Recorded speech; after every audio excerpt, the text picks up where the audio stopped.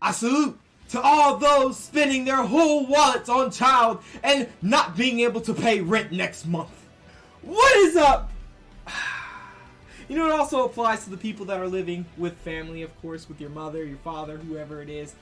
Once you use that money, guys, there's no going back. But that doesn't mean don't summon. Go broke. Do it. What is up? Welcome back to another Whiskey Chan making video. It's your boy Whiskey Chan in the building. And in today's video, and I'm sorry about the uploads not being daily anymore. It's been a lot of things I've been doing in life recently, going out more, and you know, sometimes taking a break from YouTube. But I'm going to try to get back to daily uploading as soon as possible, guys. So you guys, bear with me. Come on, bear with me. But anyway, guys, like I said, welcome back to another Whiskey Chan banger video. It's your boy Whiskey Chan in the building. And in today's video, we are going over none other than the actual banner for Child. And now for all my people that are summoning for Child. Pet peeve. And now for all my people summoning for Child, is it worth it? Is Child the SS tier unit? Is he super good? Is he worth the DPS damage? Is he worth it if I have Hu Tao? Is he worth it if I have all these DPSs? Blah, blah, this, that, and third, as well as the 4-stars that are on his banner and our worst actual nightmare of one 4-star in particular that's on his banner. We will also be going over the PAIMONS bargain shop that will be for April, guys, and whether it's worth it. It's actually pretty cool. I think it's pretty good. But anyway, we're going to go over all this in today's video, guys. So before we even get into this video, I just want to let you know, if you are new to the channel, if this is your first time seeing your boy Whiskey Chan in the flesh, make sure you smash that subscribe button down below and join the subscribers on the grind to 3,500. We almost hitting that goal, and our growth has stunted ever since that situation with MiHoYo and my channel almost getting deleted. But don't worry, fret not. I will continue making this content because I love making this content for you guys, and I love everybody that still supports me throughout thick and thin. Okay, I love you guys. Thank you so much. But anyway, smash that subscribe button, join the subscribers, and also smash that like button down below. You're gonna enjoy this video, so go ahead. Come on. You're already enjoying this video. You're still watching this intro. Come on, man. So anyway, go ahead and smash the like button as well, and hit the notification bell to be notified of all my daily uploads. But without further ado, let's get right into this beautiful information. Now, the first thing I want to talk about is actually Child's rerun. Now, as you do know, if you did not summon in 1.1, we got Zhongli as well as Child, guys. If you did not know. Now, soon we'll be getting a Zhongli rerun. That will be for another video. We'll wait for that. But as for now, Child's rerun banner will be coming the 6th of April. This month, guys, through the 27th. Okay? So we're going to have a 3-week margin on this banner, which is normal because, you know, 2 banners in one update, 3 weeks. It just makes sense, right? But anyway, let's go ahead and continue.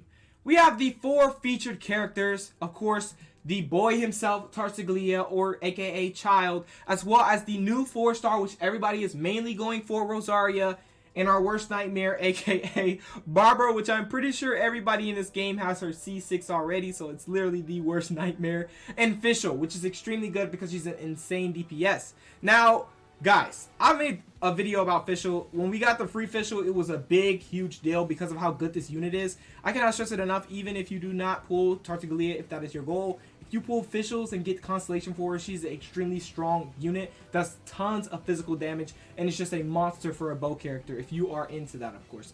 And as well as our girl Rosaria, she is a monster as well. Now, we'll be going over Rosaria and Tartaglia in this video, but mainly we'll be on the fact of Tartaglia since he is the 5-star, and also a little bit more about Rosaria since she is coming in-game finally. So this is going to be really cool to note, and it's going to be really insane. I can't wait for this banner to come out. Of course, I am summoning. Now, we may not do a lot of money, of course, because we're really just going for the 4-star character, Rosaria. We're really not going for Tartaglia. We have a C6 Barbara, and we have a C6 Fischl, so we really don't need any of that. We just want Rosaria, and if we can, get as many constellations for her as possible, even if it's possible to get Constellation 6, because I have been grinding out her mats. Even though these days I've been off, I still have enough mats to max her out and whatnot, so we're going to definitely test that out. We have the Staff of Home already, we have our Deathmatch ready, we even have our Skyward Spine ready to try out on her. We don't have a lot of spears, but, you know, we'll do what we got to do. But anyway, that's really it for that banner. We're just going to go ahead and get into discussing these characters. Okay, guys, as you can see, we have the girl Rosaria herself. Now, this information may change, but since we're so close to the date of her release, none of this may change at all. So anyway, as you know, she is a cryo pole arm user. I'm pretty sure many of you have seen her gameplays. Oh, also, before we even get into this, I own none of this content. None of this is mine. This is all MiHoYo's. I do not claim anything. I do not claim anything. So please, don't copyright strike me.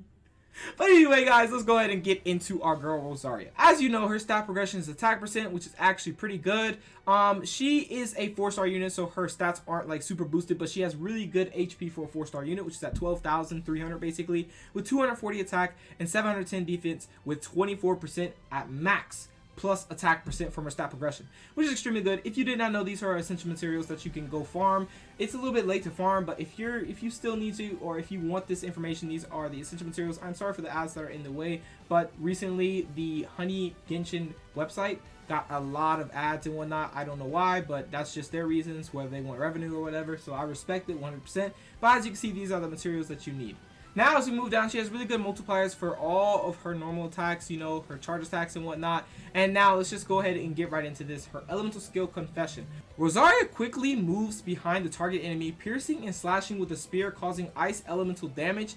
It cannot be moved behind larger enemies though, which is common sense. It just can't go behind large enemies. Maybe just, you know, regular Hilichos, regular Cryo Mages and whatnot and stuff like that. Now anyway, as you can see, the skill's damage is actually pretty good. It has a 2-piece skill damage. Now, this is pretty rare in this game, especially like how the characters are made. Every character is made uniquely, so I really like that it has a 2-piece damage where she slashes, teleports behind him, and slashes. You see what I'm saying? She's a double hit, double whammy. At level 6 at a realistic free-to-play level, it is 81% plus 190, which is almost 300%. And at level 10, it is a whopping 340% total damage. Okay, so that's massive damage, and it's actually 350 if we actually, like, you know, do the numbers and round up. But anyway, as I'm saying, this is really good multipliers, especially for a cooldown time of 6 seconds. So you're relatively going to be able to spam her Confession or her elemental skill very easily. Now as we move down, we have the Sacrament of Life. This is where Rosaria, after swinging her weapon to sweep the enemies around, the ice spears condensed from the extreme cold hit the ground, and respectively causing ice elemental damage. During the existence of the spear, it will release chills intermittently, meaning it will continuously do a AoE of cryo damage, okay, causing nearby enemies ice elemental damage. Now the good thing about this is, yes, you notice something that is pretty similar to her elemental skill. She has a 2-piece damage on the skill damage, and not only that, she has a 3rd-piece damage, which is the ice continuous damage while the spear is in the ground. Now this radius is not super big, but it's big enough to where all your enemies that are close to you are going to continuously get hit by cryo damage and have the cryo status inflicted upon them. And they're going to take tons and tons of damage, cryo damage especially. Now, I recently talked about how Hu Tao and Rosaria are extremely good together, or are going to be a really good comp together because of the melt comp, the possibilities that you could do with this. And also her passives being able to support the team. The duration of this is 8 seconds, the cooldown time is 15, and the elemental energy is 60. And seeing as she gets her elemental skill back pretty fast, she's going to be able to get her elemental burst extremely fast, and it's going to be efficient. So I feel like it's going to be really, really cool. And she's going to be a 4-star character that could throw out tons, and I mean tons of physical as well as cryo damage. Now as we go down, we have the talent essential materials. If you want to see this, this is what we're looking at. These are the materials you need. As you can see, you need tons of more. I'm pretty sure everybody by now knows exactly how much more you need for talent ascension. But anyway, let's go to the passive talents. Listen to the shadows of Confession. When the Confession of Guilty Devouring attacks from behind the skill target, Rosaria's critical strike rate is increased by 12% for 5 seconds, meaning that she has an increased crit rate, meaning if you're running a crit damage build on this character, she's going to have even more crit rate. Now, the good thing about this is, because if you know about the Blizzard Strayer set, it increases your crit rate depending on what's on the target. If they are inflicted with cryo, 20% increased crit rate. If they are frozen, that 20% is increased by 100%, which in turn makes it 40% increased crit rate, and that's plus the 12% once you do your elemental skill. Meaning 90% of the time, you're not literally 90%, but what I'm saying is actually like a metaphor. But basically, you're going to be critting that whole time. You're just going to be throwing out tons of crits. You're going to be doing tons of damage, massive damage. It's going to be really, really good, especially for a 4-star unit. I honestly thought they were going to bump her up to 5-star, but hey, they do whatever they do for a reason, and I really am happy they didn't, because free-to-play players really want Rosaria, and y'all are hyped for Rosaria, so I'm happy they kept her as a 4-star for an easier chance of getting her. Anyway, we have our second passive, which is called Secret Support of the Dark. Casting the Sacrament of Last Life based on 15% of its own critical strike rate. Increase the critical strike rate of all characters in the nearby team, excluding Rosaria, for 10 seconds. This increase in critical strike rate obtained this way cannot exceed 15%. Now, this is super good, because the more crit rate you have on her, this procs, if you want a support Rosaria for your Hu Tao or whatever, Diluc, whatever fire character or pyro character you want to play, if you have a melt comp, you literally, and if you also have this melt comp plus more critical strike rate or crit rate on your Rosaria, the more support of that 15% is going to deal to your team. Now, this is good. Like I said, she's going to play a big role in support for melt as well as critical strike rate, because let's say, for example, you want to crit all the time. Like my Tao actually has like, what, 30% crit rate or 38% crit rate, something like that. And I crit, but sometimes I don't crit at all, and it's very frustrating. But now, since you're getting 50% of her own critical strike rate applied to your team, it's gonna, you know, boost your crit rate to a substantial amount, and it's gonna make it to where you're more consistent. And I feel like that's really cool, especially when you have this for 10 seconds, and then, you know, Hu Tao's per minute Papilio lasts for 9 seconds, so you're literally just gonna zip throughout the whole per minute Papilio, have that crit rate increase, do tons of massive damage. As you know, Melt does massive damage on Hu Tao because she is one of the strongest damage dealers in the game, if not the strongest damage dealer in the game. So I feel like definitely this character is extremely good. Her elemental burst is perfect for support for Pyro, but it's also perfect for if you want to main her as a primary DPS, especially if you have, like, you know, Zhao Ling in the side for a sub DPS to put out that fire so you can proc melt and do massive damage. Whatever your case may be, whatever your cup of tea is, she is perfect for it, whether it's sub DPS or main DPS. She is a really good option. So definitely don't sleep on this character, and I really hope everybody gets tons of dupes of her because her constellation is amazing. But we will not be going over her constellation in this video, but we will link this in the video so that you can go to this site and look at the constellation to see if it's actually worth it to keep going inside the banner to get the constellation. Now, I just want to say it will be very unfortunate if you pull 6 Tartaglias instead of any Rosarians, but that will also be good luck. Anyway, though, let's go ahead and continue. Let's go on to Tartaglia. Now we have our boy Tartaglia. As you all know, Tartaglia is the boy. He is being rerun. Many people know about him already. I just want to state that this character is extremely still good. This character can still one-tap bosses. This character can still put out a ton of massive DPS in a quick succession. This character is insane. His stat progression is hydro damage, and the really good thing about this is the Heart of Death set being applied to him even does more damage. Whether you want to go for that or the 2-piece Heart of Death with the 2-piece Glads, or whatever your cup of tea is for a build, whatever it is, having that additional hydro damage plus the stat progression hydro damage is extremely good. And he has a really good base HP, almost catching up to Zhongli at 13,000, and that is extremely good, even though I'm pretty sure Hu Tao is the most in the game at 15,000. But you know, our boy Tartaglia has a really good amount of HP, especially for a DPS that is bow that can transform. That's what makes him so unique, though. It's the fact that he can transform. So let's go ahead and move down to his transformation or his elemental skill. His elemental skill is called 4 Legacy Raging Tide, right? On this, basically, you press it, you enter a stance where you go from bow to double daggers, or double daggers pole arm. It's literally a mixture, a combination of double dagger pole arm, right? So anyway, you can come up with 6 hydro attacks. All your damage is converted to hydro, by the way, if you didn't not know. And also, he has a debuff that he applies to enemies, which is called Riptide Slash. If you don't know what this is where when you hit an opponent affected by the Riptide with a melee attack, it will unleash a Riptide Slash that deals AoE hydro damage. Damage dealt in this way is considered elemental skill damage and can only occur once every 1.5 seconds. After 30 seconds, or when the ability is unleashed again, the skill will end. Tartaglia will return his ranged or to his ranged stance, and this ability will enter cooldown. The longer Tartaglia stays in his melee stance, the longer the cooldown. If the return to ranged stance occurs automatically after 30 seconds, the cooldown is even longer. So guys, you don't get this, it's kind of confusing. If you don't get it, I understand. But basically, you press this E, right? This is an example. Press this E, hit them, press this E again. Boom, you're going to have a short cooldown to get your E back. But if you press this E, let it go out throughout the whole duration, then you're going to, after that whole duration's over, you're going to have to wait, I think, 45 seconds in order to go back into his stance. Now, this requires no health, no HP. It just has a super long cooldown and a preemptive cooldown, which is extremely cool, and I feel like it's a really unique feature for a DPS in this game. As you can see, these are his multipliers. The stance damage, as you can see right here, is as soon as he goes into the stance, it does a certain amount of damage. Now at level 6, at a respectably free-to-play, you know, player level 6 is 100% damage, but at level 10, if you want to crown him, it's 129 or 130%. And these are multipliers. I'm not going to read all these, but you can see them. As you can see, it goes pretty high. Now the higher your level or your talent level, the higher damage he does. You know, that's just normal, but it's like extremely good at level 10, and at level 15 is godlike. It's like he does massive damage for a hydro unit, and especially if you have vaporize, it's ridiculous what he can do, right? But one thing to note about him is, similar to Kaching, he can do tons of damage on charge attacks. I mean massive damage on charge attacks, and he only consumes 20 stamina when he does his charge attacks. His charge attacks do massive damage and also apply Riptide.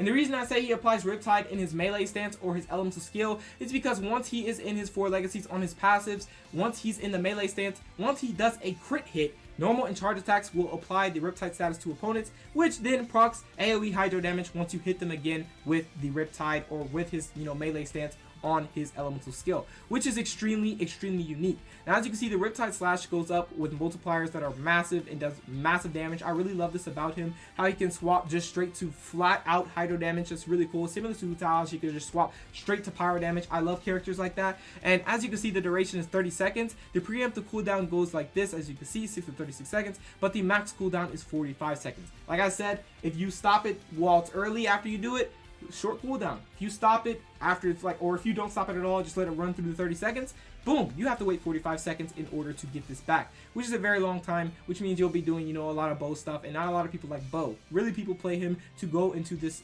preemptive stance and just do massive hydro damage or do, massive chunks of elemental burst damage because of what it does to his kit. Now, this is elemental burst, which is literally the one-shotter of all. Like, before anything, when Childe came out, he was one-shotting everything. Literally. Havoc Obliteration. He has a range stance and a melee stance, which is unique to him. You transform, you do a melee stance. You stay in his regular stance, he does a range stance, where he literally can shoot and then boom. Or if you're in melee stance, he slashes. And if you have the Riptide effect on your enemy, it does even more hydro damage, which is extremely good in turn for vaporization comps if you are going for that, which is the most ideal way to do massive damage with this character. Now, as you can see, his multipliers go up really high. His regular skill damage on melee, as you can see at level 6 at a respectable free-to-play level, 649%, and at level 10 if you will, 835%. And if you level 15 him, just know you're doing 1,102% damage, which is massive damage. And he's DPS, guys. He is massive. He's gonna do massive damage. So anyway, as you can see at level 6 right here on the range, it's only 529, and level 10 is 681. Now you're probably like, wait, that's way lower. Well, it's because, like I said, in his melee stance, that's where mainly all of his damage is coming from in his kit. You're gonna be doing massive damage once you're in his melee stance, which is what you mainly want to do. And as you can see, it has additional damage from the Riptide Blast. So if we actually do the math, we have level 6, 649, 168. You're going to do massive damage. You're literally going to do 800% plus damage on that. And then level 10, you're going to do like 1,000 something damage with that as well. We're not going to do the exact percentage, guys. No. But anyway, guys, as you can see, he does massive damage and he can be a extremely good DPS. Nobody sleep on him, because I know some people out there are like, Toxicity is not worth it. Childe's not worth it. I don't really want him. I'm going to say for Baizu. I'm going to say for, all these other characters that are upcoming, Eula, Yanfei, all these characters upcoming, but really y'all are missing out if y'all don't summon on him and y'all truly want him. If you have an instinct to summon on him, before we get Ayaka's banner, before we get the Inazuma update, you have so much time to summon. And right now would be the perfect time to summon and then start saving right after if you truly want Childe. So if you're on that gateway where you're like halfway in and you're like, wait, should I go for him or should I not? It's actually the perfect time to do it, because you can save up right after this to go for Inazuma, for Ball, and for Ayaka as well. And as you can see, the energy return once you do range, which is a unique feature to the range, it does less damage, but the good thing about it is you get return 20 energy. And realize that the energy cost for his elemental burst is 60, meaning as soon as you do his range, you're already at 20 energy. You only need 40 energy, and then you could do another elemental burst. So it's like a back-to-back comp, and if you have any energy batteries, whether that's Venti, whether that's Albedo, Sucrose, any of these energy batteries on the team, you're gonna even do it's just gonna come back so fast that you could just spam his elemental burst, which is very unique. And I love that. I love the fact that he has such a beneficial thing to the low multipliers on the range. He can get it back fast. So like either way, you're winning with ranged and you're winning with melee. Melee, tons of damage. Ranged, you do a little bit of damage, or a little, little bit damage, and then you have the returned energy, which is super cool with a 15-second cooldown. Now let's go to his passives. As I told you, this is the really good passive, but also never ending. Extends the Riptide duration by 8 seconds, which is very beneficial. You're probably asking why. Because as I said before, Tartaglia's Riptide does massive damage. It's a debuff, just like our girl Hutao with her debuff on her Promina Papilio. He has a debuff on his attacks, especially when you crit in his stance. Okay, guys? So once you apply this Riptide, boom, it's gonna last for even more seconds. You're just gonna have that on your enemies, and then boom, tons of hydro AoE damage, and it's just gonna be massive damage. So really, that's Tartaglia. I don't want to go too in depth on him. If you don't know his materials and whatnot, if you haven't been grinding them, I'm sorry, it's a little late, but you can look these right here. These are all the materials you need. You need a lot of these shells. These are on the beaches. You know, like it's a treehouse. There's a beach by a treehouse. You know exactly what I'm talking about, and that's where you can find most of these on the shore. Okay, guys. And also down here, as you can see, these are his talent essential materials that you will need to get. And yes, if you want to talent level 10 him, you're gonna need tons of these right here. You're gonna be needing to fight child boss consistently and getting these crowns from special events, right? So yeah, that's Tartaglia. So now let's go ahead and go over the PAIMONS bargain shop because I'm really hyped for this. Now recently we got a lot of new players. I've had a lot of new players come into my comment section asking me questions and whatnot, and honestly I'm really happy that they put this out as soon as we get all these new players. You summon, do a couple summons, you get a lot of star glitter, guys. This is the shop we have for April. Now bottoms down, bottoms up, whatever you want to say, Razor's in the shop, and if you don't have him and you're a free-to-play player, you have no 5 stars, you have no good DPSs that you think are good, or you know, you just want a great sword DPS, you want somebody that could do a stance like JoJo. NANI? I killed myself. Anyway, guys, Razor is in the shop. I don't know who this is. Don't press her and don't get her. Just put an X on her, okay? Just pretend she's not there. Anyway, guys, Razor's in the shop, and I definitely say go for him. As far as these weapons, if you have questions about these weapons, I can make another video for you guys. Just let me know down in the comment section below if you want me to make a video. But basically, the theme of this whole shop, the mascot, the thing that everybody should want most if you don't have him is Razor, because of how good he is as a DPS unit, and he's just a monster if you don't have him. I'm telling you, I have him C6. I haven't tried him out at max level, but he is a monster. If you give him the Wolf's Gravestone or, you know, any greatsword that's 5-star, he's just gonna do obliteration damage, and he does tons of physical damage, and it's just massive. He's a very, very, very strong DPS. He does depend on hogging the team. If you don't know what I mean by that, he literally quite hogs the team. He takes all the time in the world to get his elemental burst, meaning you have to stay on his character to get his elemental burst. Maybe you could swap, put Albedo's field out, go in the field, you know, have the energy battery to boost it a little bit more, and then swap back, you know, to Razor and do tons of damage and do your, you know, electro damage.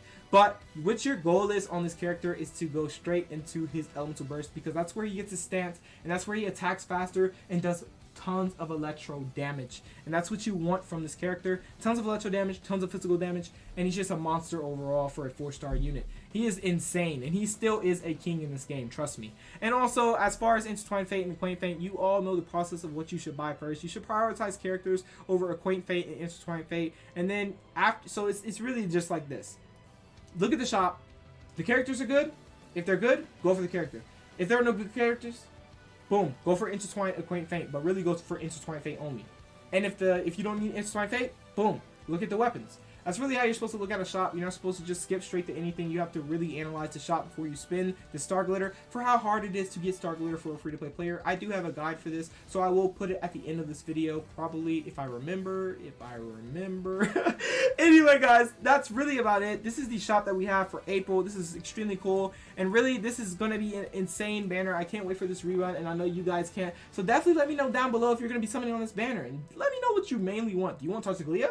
Or do you want Rosaria? Or do you want both? Tell me what you want. Let me know in the comment section below what you think, and what is your hype level. What is it at, guys? If you say the right number, if you say the right hype number, I will literally, I'll pin your comment, because you are a monster for knowing the number if you know exactly what I'm talking about.